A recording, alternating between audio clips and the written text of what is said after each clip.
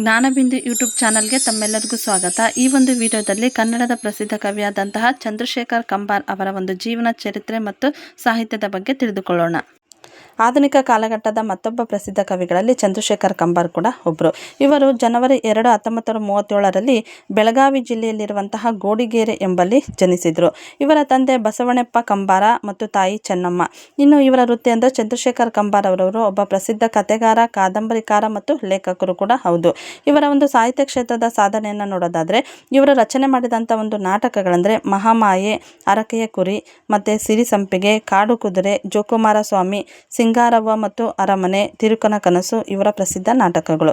ಇನ್ನು ಕಾದಂಬರಿಗಳಂದರೆ ಅಣ್ಣ ತಂಗಿ, ಕರಿಮಾಯಿ, ಶಿಖರ ಸೂರ್ಯ, ಇನ್ನು ಶಿವನ ಡಂಗೂರ, ಜಿ.ಕೆ. ಮಾಸ್ತರರ ಪ್ರಣಯ ಪ್ರಸಂಗ ಎನ್ನುವಂತಹ ಕಾದಂಬರಿಗಳನ್ನು ರಚನೆ ಮಾಡಿದ್ದಾರೆ.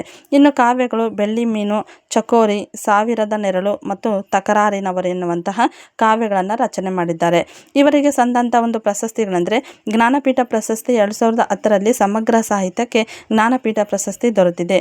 ನಂತರ ಕೇಂದ್ರ ಸಾಹಿತ್ಯ ಅಕಾಡೆಮಿ ಪ್ರಶಸ್ತಿ 1991ರಂದು ಸಿರಿಸಂಪಿಗೆ ಎನ್ನುವಂಥ ಕೃತಿಗೆ ಕೇಂದ್ರ ಸಾಹಿತ್ಯ ಅಕಾಡೆಮಿ ಪ್ರಶಸ್ತಿ ನಾಟಕಕ್ಕೆ ದೊರೆತಿದೆ. ಇನ್ನು ಪದ್ಮಶ್ರೀ ಪ್ರಶಸ್ತಿ 2001ರಲ್ಲಿ, ಇನ್ನು ಸಂಗೀತ ನಾಟಕ ಅಕಾಡೆಮಿ ಪ್ರಶಸ್ತಿ 2011ರಲ್ಲಿ ಮತ್ತು ಪದ್ಮಭೂಷಣ ಪ್ರಶಸ್ತಿ 2021ರಲ್ಲಿ ದೊರೆತಿದೆ.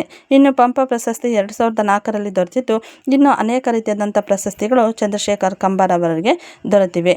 ಈ ಒಂದು ಮಾಹಿತಿ ಇಷ್ಟ ಆದರೆ ನಮ್ಮ ಚಾನಲನ್ನು ಸಬ್ಸ್ಕ್ರೈಬ್ ಮಾಡಿ, ಈ ಒಂದು ವಿಡಿಯೋನ ಲೈಕ್ ಮಾಡಿ ಮತ್ತು ಶೇರ್ ಮಾಡಿ. Thank you.